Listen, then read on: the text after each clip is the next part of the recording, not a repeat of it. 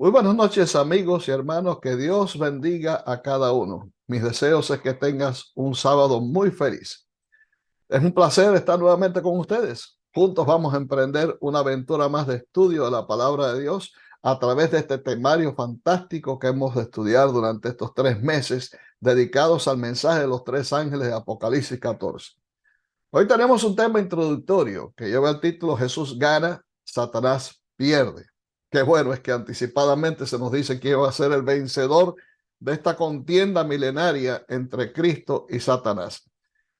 Y creo que vivimos en un tiempo donde mucha gente piensa que no es así. Hay algunos que creen de que es Satanás el que va a llevar la mejor parte y finalmente es el que va a ganar la victoria. Sencillamente porque miran el mundo alrededor y se dan cuenta de cuánto mal existe, cuántos crímenes, cuánta violencia, cuántos hechos que son realmente contraproducentes con el carácter de Dios. Y esto hace que mucha gente se pregunte, ¿realmente Dios existe? ¿Estará Dios vivo todavía? ¿En qué va a parar todas estas cosas? Tomemos, por ejemplo, lo que ocurrió esta semana en esa gran masacre allá ocurrida en Nashville, Tennessee, que esta mujer entró armada hasta los dientes y mató a 6 personas, entre ellas 3 niños de solamente 9 años. Esto nos consternó a todos, esto nos sacudió completamente. Pero estos sucesos menudean, o sea, cada vez se están repitiendo más y nos preguntamos hasta dónde va a llegar la maldad de los hombres en el tiempo que estamos viviendo. Y quizás esto lleva a muchos a cuestionar el carácter de Dios. ¿Por qué Dios permite estas cosas? ¿Por qué Dios le da las espaldas a situaciones como esta? Quizás no podamos entender que realmente hay una lucha milenaria que trasciende nuestra mente, trasciende lo que podamos comprender, trasciende más allá de lo que el tiempo que lleva este mundo realmente comprende también. Porque esta lucha, déjame decirte, no comenzó solamente en la tierra. Esta lucha comenzó mucho más allá del tiempo en que este mundo llegó a la existencia. Por lo tanto, son cosas que a veces no podemos entender. Por eso la Biblia le llama misterio, el misterio de la iniquidad, porque realmente el pecado, el mal que existe en el mundo, es un misterio que no todos podemos comprender y que prácticamente no se puede comprender. Así que vamos a entrar en el tema de hoy. Jesús gana, Satanás pierde, para poder traer un poco de luz a esta contienda milenaria entre Cristo y Satanás. Y comenzamos con esta cita del Espíritu de Profecía en Hijos e Hijas de Dios, página 244. El mundo caído es el campo de batalla del mayor conflicto que el universo celestial y los poderes de la tierra hayan presenciado jamás. Fue señalado como el escenario en el cual se libraría la mayor lucha entre el bien y el mal, entre el cielo y el infierno. Todo ser humano desempeña una parte en este conflicto. Nadie puede permanecer en terreno neutral. Los hombres pueden aceptar o rechazar al Redentor del mundo. Todos son testigos en favor o en contra de Cristo. Cristo llama a los que se alistan bajo su estandarte para que entren con él en el conflicto como fieles soldados, para que puedan heredar la corona de la vida. Han sido adoptados como hijos e hijas de Dios. Cristo les ha dado su promesa segura de que habrá un gran galardón en el reino de los cielos para que participen en su humillación y sufrimientos por causa de la verdad. Los que venzan al gran enemigo de Dios y al hombre con la fortaleza de Cristo ocuparán un puesto en las cortes celestiales superior al de los ángeles que nunca cayeron. Mis queridos, estos acontecimientos recorren la línea del tiempo, como les dije a ustedes hace un momento, desde las escenas de la apertura de la rebelión de Satanás en el cielo hasta sus ataques viciosos contra el pueblo de Dios en los últimos días. Y quiero pasar al primer texto que vamos a usar en esta noche. Apocalipsis 12, versículos 7 al 9. Nos dice ahí que después hubo una gran batalla en el cielo. Miguel y sus ángeles luchaban contra el dragón y luchaban el dragón y sus ángeles, pero no prevalecieron, ni se halló ya lugar para ellos en el cielo, y fue lanzado fuera el gran dragón, la serpiente antigua, que se llama Diablo y Satanás, el cual engaña al mundo entero, fue arrojado a la tierra, y sus ángeles fueron arrojados con él. Mira, el lugar donde menos pudiéramos pensar existiría un conflicto o una guerra es en el cielo. Y allí fue donde empezó la gran contienda, ahí empezó la gran batalla.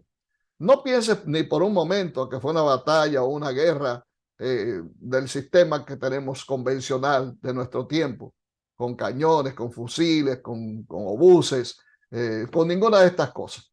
Fue una batalla posiblemente del campo ideológico, una batalla que tenía que ver con conceptos, con principios. Y en esa batalla, Miguel llevó la mejor parte porque finalmente logró echar fuera al dragón y a sus ángeles. Ellos no prevalecieron.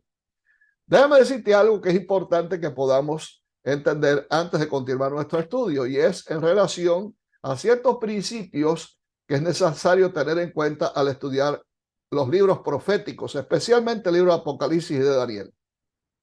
Estos libros están llenos de imágenes, están llenos de símbolos, y para muchas personas resulta un poco incomprensible entender estos símbolos. Pero déjame decirte que la Biblia misma se explica a sí misma, ella es su propio intérprete. Así que de esta manera podemos comprender muchos de estos símbolos. Y aquí encontramos que ya en este pasaje se explica uno de los símbolos, que es el dragón. ¿Quién es el dragón? Bueno, el dragón es una figura mitológica, pero este dragón tiene ángeles. Este dragón puede hacer guerra contra Miguel.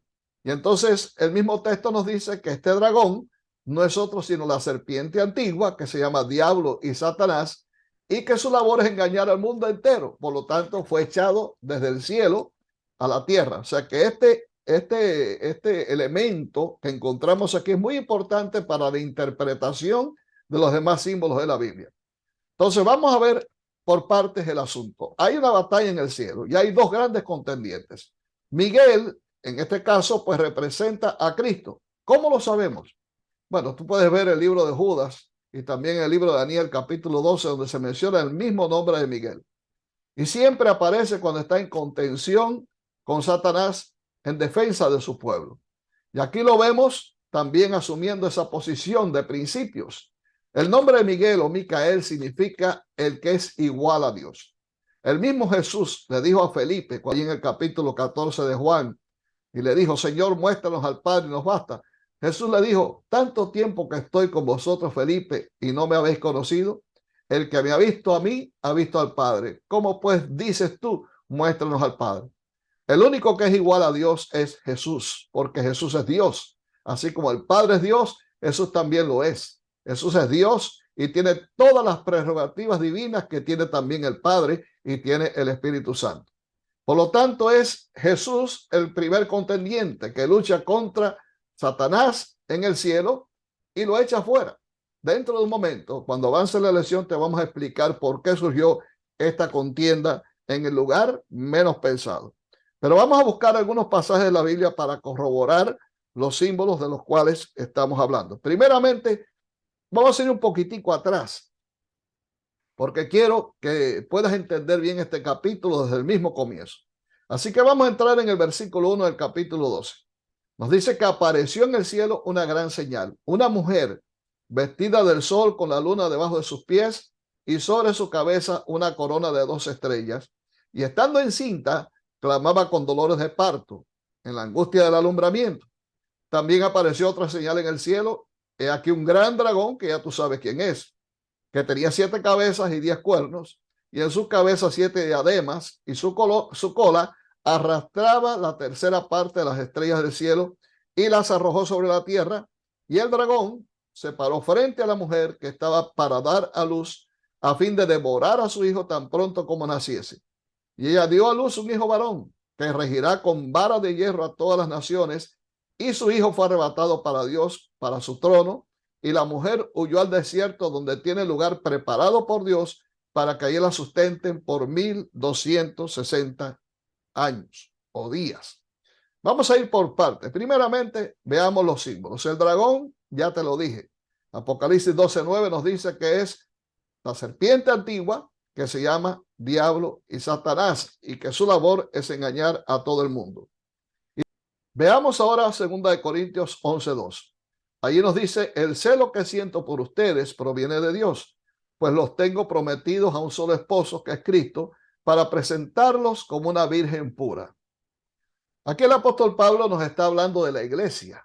Encontramos también en Efesios, en el capítulo 5, que Cristo presenta también a la iglesia en comparación de la esposa. Y aquí en Apocalipsis 12 la encontramos como una virgen pura también que está a punto de dar a luz un hijo. Evidentemente la iglesia a lo largo de todos los tiempos ha sido representada en la Biblia por una esposa. Esto lo encontramos en el Antiguo Testamento, cuando Dios mismo se declara como el marido de su iglesia y se desposa con su iglesia.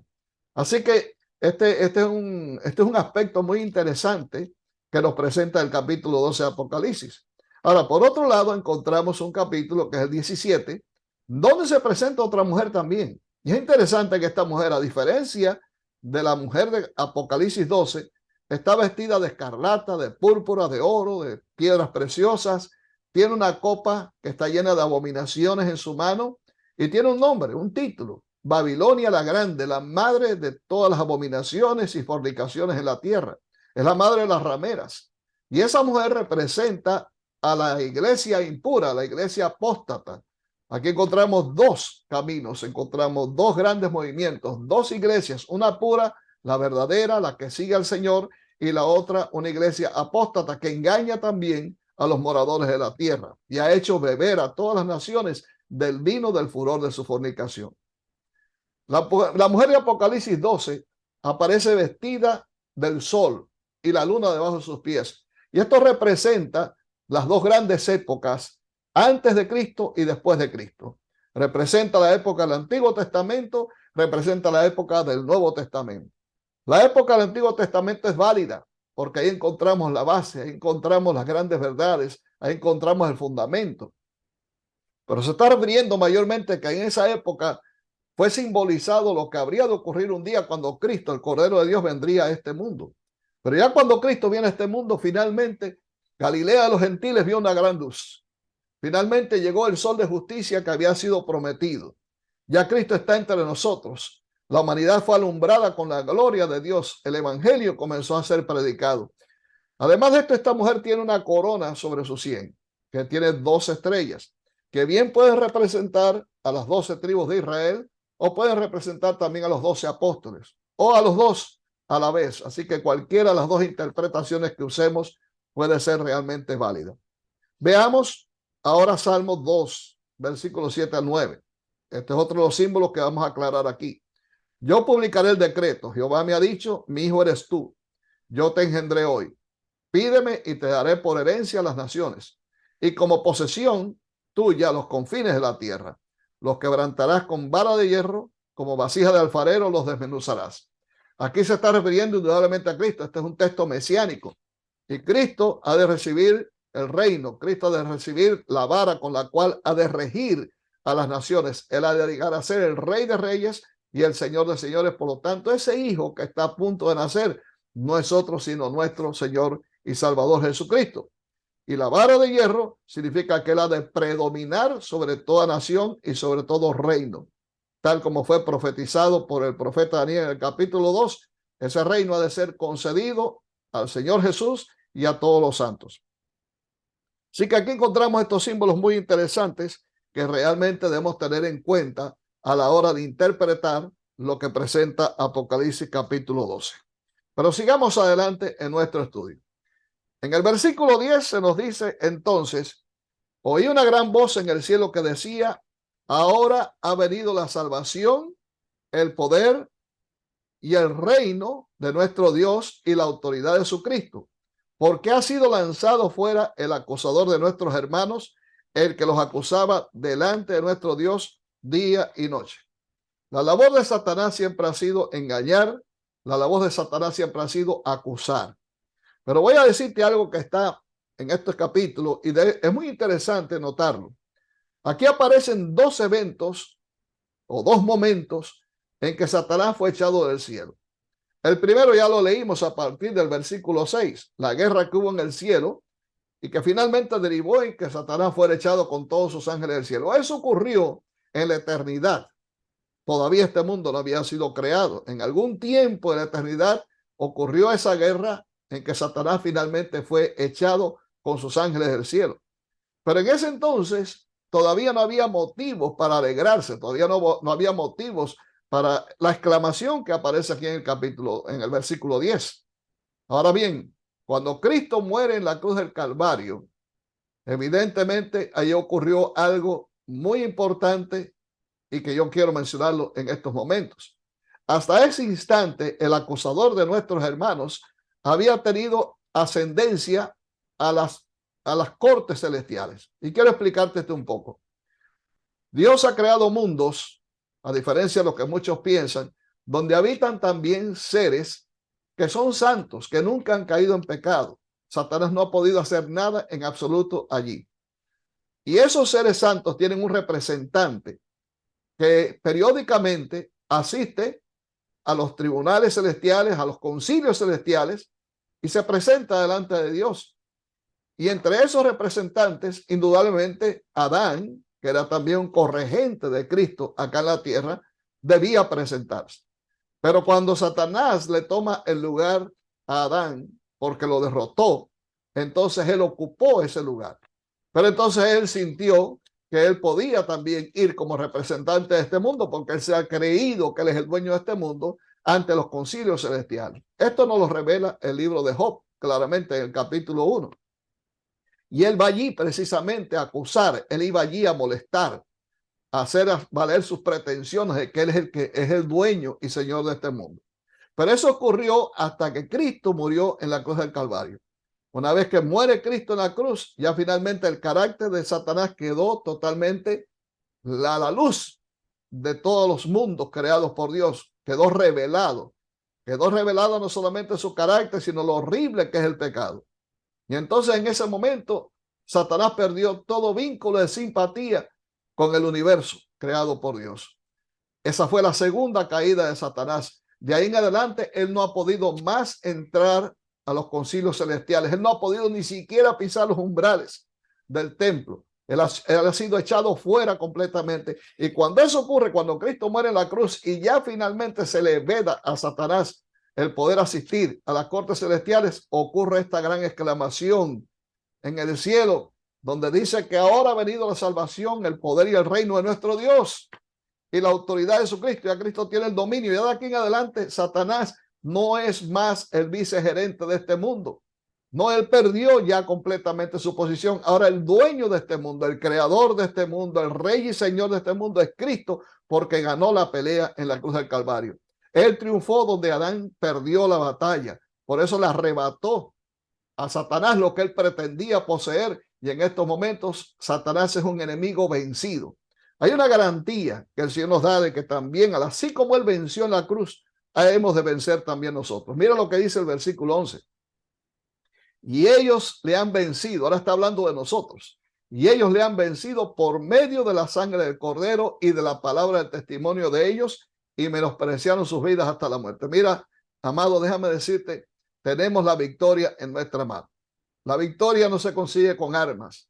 La victoria se consigue por medio de la sangre de Cristo y por el uso de la palabra de Dios, por alimentarnos diariamente de la palabra de Dios. Cristo venció a Satanás con un escrito está. Y nosotros también tenemos de parte de Dios el privilegio de usar su palabra para vencer a Satanás. Es la espada de dos filos que podemos usar para desbaratar todos los planes del enemigo y hacerle frente a todas sus acechanzas. Y si has pecado, si has caído en algún pecado, la sangre de Jesucristo, su Hijo, te libra de todo pecado. Él puede limpiar cualquier pecado que hayas cometido, no importa cuán negro, no importa cuán grande te parezca. Jesús puede lavar de todos tus pecados, porque para eso murió en la cruz, para ofrecernos una fuente de salvación, una fuente purificadora que limpia cualquier pecado que el ser humano pueda cometer. Si sientes que estás alejado de Dios, ven al Señor. Pídele perdón con confianza. El Señor te dice, ven ante el trono con confianza. Aquí estoy para recibirte. Yo quiero bendecirte. Y el Señor va a hacer un milagro en ti.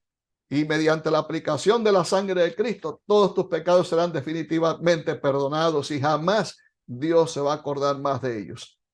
Ahora, en Apocalipsis 6, también nos dice aquí el apóstol Juan que miró y vio en medio del trono y de los cuatro seres vivientes y en medio de los ancianos estaba en pie un cordero como inmolado, que tenía 7 cuernos y 7 ojos, los cuales son los 7 espíritus de Dios enviados por toda la tierra.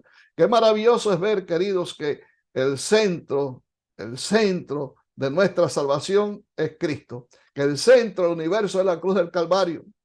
La cruz del Calvario es el testimonio más grande que tenemos del gran amor que Dios ha sentido por nosotros. De tal manera ha amado Dios al mundo, que dio a su Hijo unigénito para que todo en él, que cree en él, no se pierda, mas tenga vida eterna. Así que cada vez que mires la cruz, cada vez que contemples el extraordinario sacrificio realizado por Cristo en esa cruz, recuerda que tú eres un amado hijo de Dios. Recuerda el gran valor que tú tienes delante de Dios.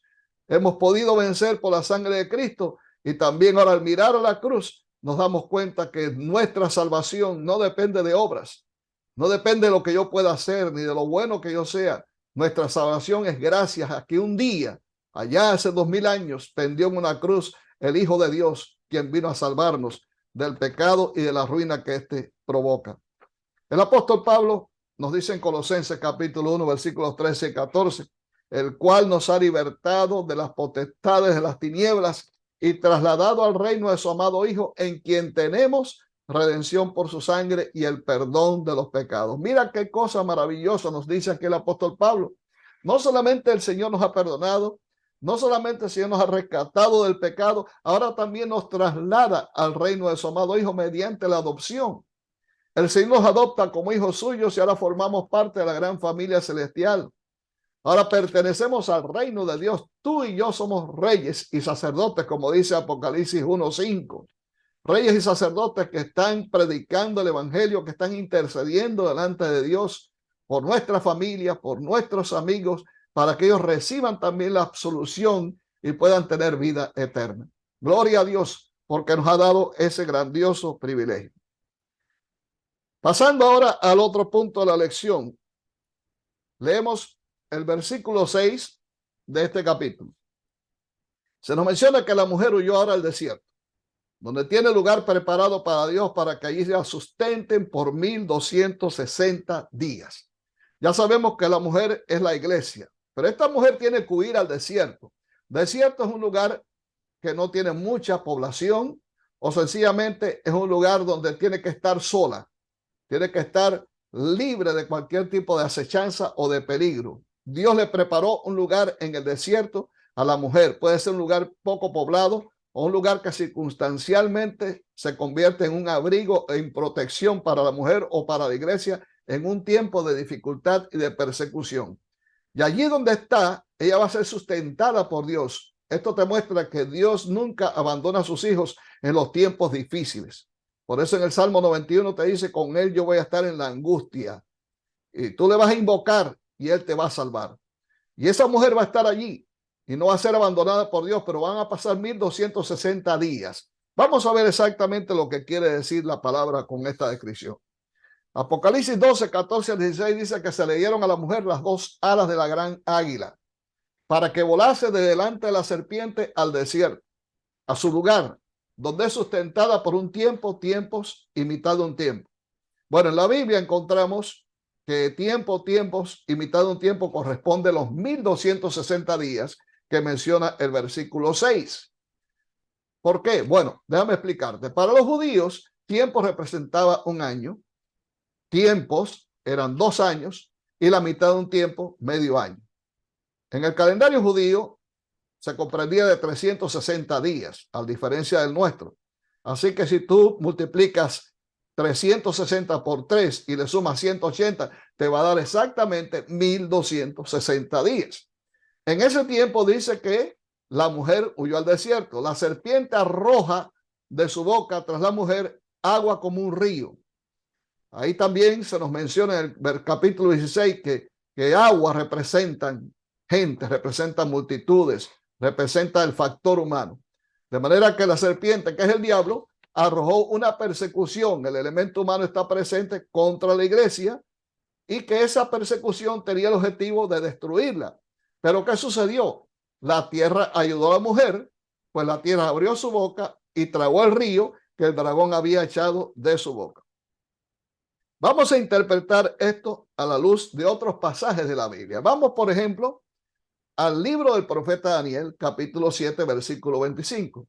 Ahí dice que hablará palabras contra el Altísimo y a los santos del Altísimo quebrantará y pensará en cambiar los tiempos y la ley y serán entregados en su mano hasta tiempo, tiempos y medio tiempo. Aquí encontramos otra vez el mismo período que se menciona en Apocalipsis. Este capítulo, el contexto, está hablando del cuerno pequeño, la obra que haría el cuerno pequeño, que surge precisamente de la Roma imperial, que es la última bestia espantosa y terrible, y que perseguiría a los santos del Altísimo. Pero también pensaría en cambiar los tiempos y la ley, o sea, que habría un atentado en contra de un factor tiempo que aparece en la ley de Dios. Y déjame decirte cuál es. El único mandamiento en relación a tiempo que aparece en la ley de Dios es el que corresponde al sábado, donde nos habla que el sábado es el día santificado por Dios para honrar a Dios, para guardarlo como un recordativo de la creación. Y ya sabemos quién fue. El poder que hizo ese atentado fue precisamente la Roma papal, al quitar la santidad del sábado y transferirla al domingo, para lo cual la Biblia no le da ninguna autoridad. Fue un atentado en contra de la ley de Dios. Y la historia pues se encarga de corroborar que ha sido la Roma papal la que persiguió también a la iglesia por 1260 años. Y esto es interesante. Ahorita te vamos a explicar por qué llegamos a la interpretación de los 1260 años. Pero evidentemente se cumplió cuando en el 538, al asumir el poder papal, la hegemonía papal, comenzó la gran persecución sobre la iglesia, que llegó hasta el año 1798, cuando se vence ese periodo de tiempo. Ahora veamos Apocalipsis 11, versículos 2 y 3. Ahí encontramos otra vez el mismo periodo. Pero el patio que está fuera del templo, déjelo aparte y no lo midas, porque ha sido entregado a los gentiles. Estos gentiles representan a aquellos que habrían de perseguir a la iglesia, de manera que no tienen que ver nada con el templo, no van a ser medidos, no van a ser en estos momentos sellados por el Señor. ¿Por qué? Porque ellos son los que van a hollar, dice la ciudad santa, 42 meses. 42 meses equivalen también a 3 años y medio. Por eso dice más adelante: y daré a mis 2 testigos que profeticen por 1260 días vestidos de silicio.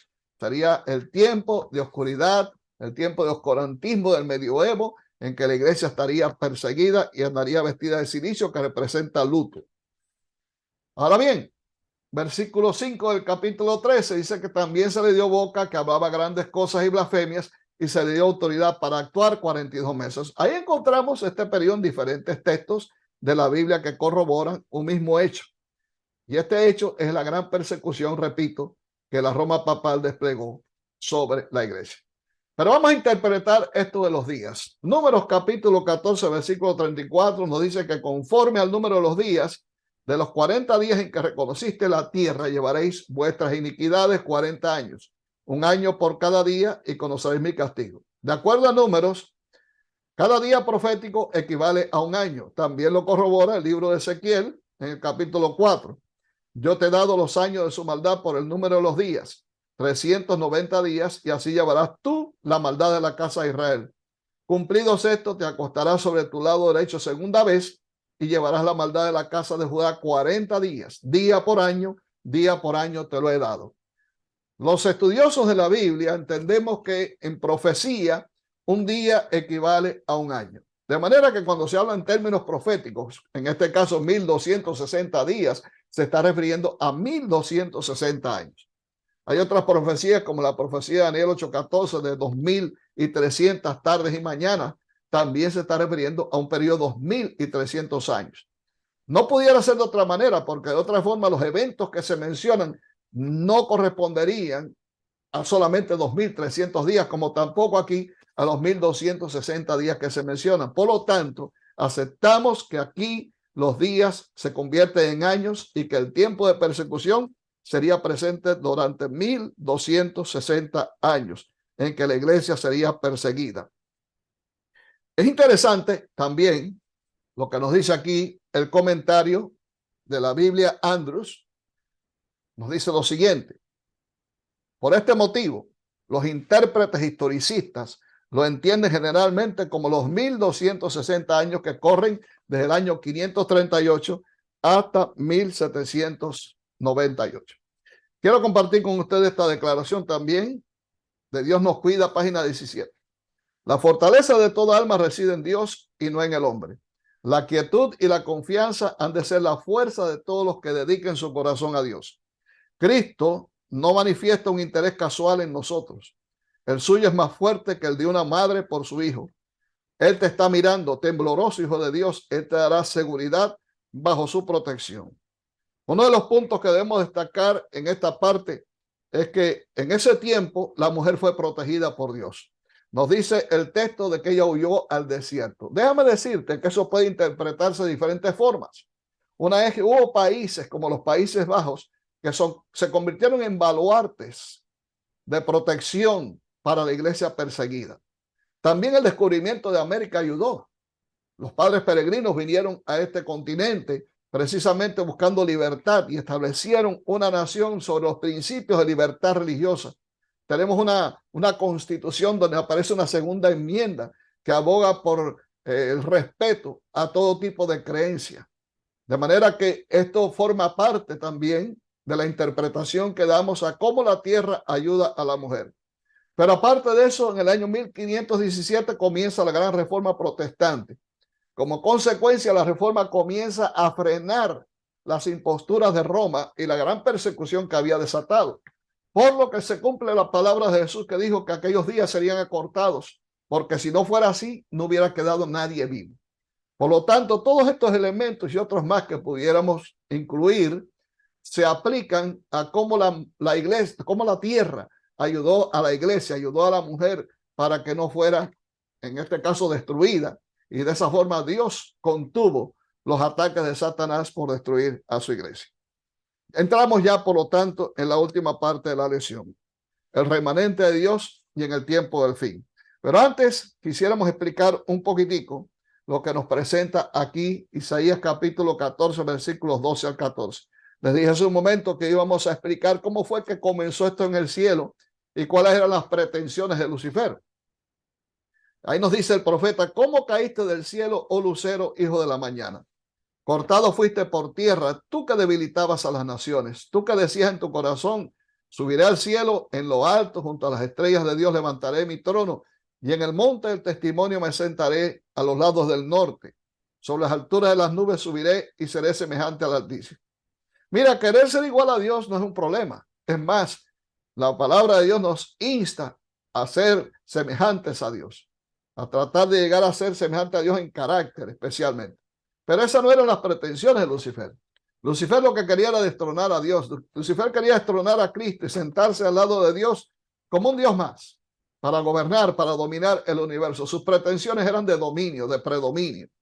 Y él no podía aspirar a eso. Él simplemente era un ser creado por Dios. Él era un querubín cubridor cuya función era estar al lado de Dios, al lado del trono de Dios. Pero él abandonó su posición y comenzó inmediatamente a hacer su campaña de desafecto, tratando de que los demás ángeles entendieran que él estaba en lo correcto y Jesús sencillamente era un tirano. Al final logró cierto éxito porque la tercera parte de los ángeles del cielo finalmente le siguieron y no quedó otra alternativa que echarlo también junto con Lucifer del cielo a la tierra, al abismo, como dice también otra parte de la Biblia. Y ahí es cuando él toma finalmente el nombre de Satanás, que significa adversario.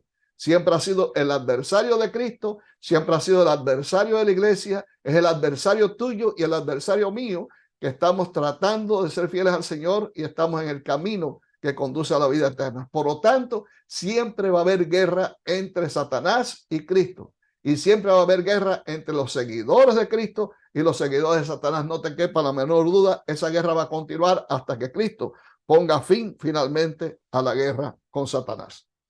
Apocalipsis 12:17 dice que entonces el dragón se llenó de ira contra la mujer y se fue a hacer guerra contra el resto de la descendencia de ella, los que guardan los mandamientos de Dios y tienen la fe de Jesús.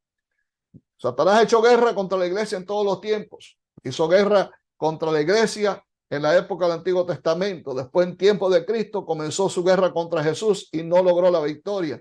Después hizo guerra contra la iglesia apostólica. Durante todo el medioevo, 1260 años, Satanás levantó guerra contra la iglesia. Pero ¿qué pasó? La tierra ayudó a la iglesia y finalmente sofocó la gran persecución. Ahora Satanás se va a hacer guerra contra el resto. Esta palabra es muy importante. Resto significa lo único que resta ya, lo que queda, el remanente de la iglesia de todos los tiempos. Es lo que nos habla Apocalipsis 3, de la última iglesia, el último periodo de 7 iglesias, la iglesia de la Odisea, estamos, queridos, viviendo en ese tiempo. Estamos viviendo en el último tiempo de la historia de este mundo. Estamos en la época de la iglesia de la Odisea y Satanás ha emprendido su batalla contra el resto, pero hay algo muy importante aquí. No es todo el mundo el que está comprendido en el resto. No son todas las iglesias y todas las denominaciones las que pertenecen al resto. No se está hablando aquí de una denominación específica, no se está hablando de un nombre específico, no, se está hablando de cualidades de los que pertenecen al remanente. ¿Y cuáles son esas cualidades? Ahí los dice. Los que guardan los mandamientos de Dios y tienen el testimonio de Jesucristo. Esto es muy importante porque esas dos cualidades son las que garantizan exactamente de qué parte estás tú, cuál es el bando al cual tú perteneces. Si guardas los mandamientos de Dios tal cual están en la Biblia, no como la iglesia popular enseña, no, los mandamientos que aparecen en todo su contexto en Éxodo 20, donde se habla que el verdadero día de reposo es el sábado, no el domingo. Si tú guardas el domingo y no conoces la verdad del sábado, Dios no te culpa. Pero si conoces la verdad del sábado, si conoces la ley de Dios tal como es, y vuelve la espalda al llamado del Espíritu Santo y pretende seguir guardando el domingo por conveniencia, mira, es un peligro, porque puedes estar sumándote de parte del bando de Satanás. Porque los que pertenecen al remanente de Dios guardan los mandamientos de Dios sin violar ninguno. Y aparte de eso tienen el testimonio de Jesucristo. El testimonio de Jesucristo, según dice Apocalipsis 19:10, es el espíritu de la profecía. Es toda la revelación de Dios que abarca toda la Biblia y también cumpliendo lo que dice el profeta Joel.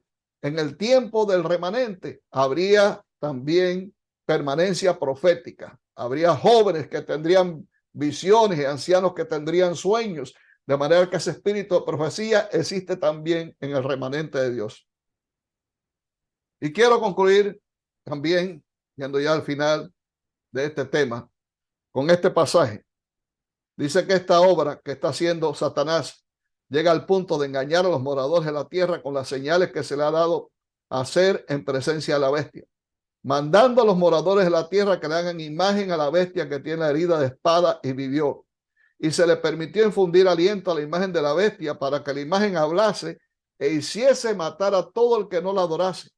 Y hacía que a todos, pequeños y grandes, ricos y pobres, libres y esclavos, se les pusiese una marca en la mano derecha o en la frente, y que ninguno pudiese comprar ni vender, sino el que tuviese la marca o el número de la bestia o el número de su nombre.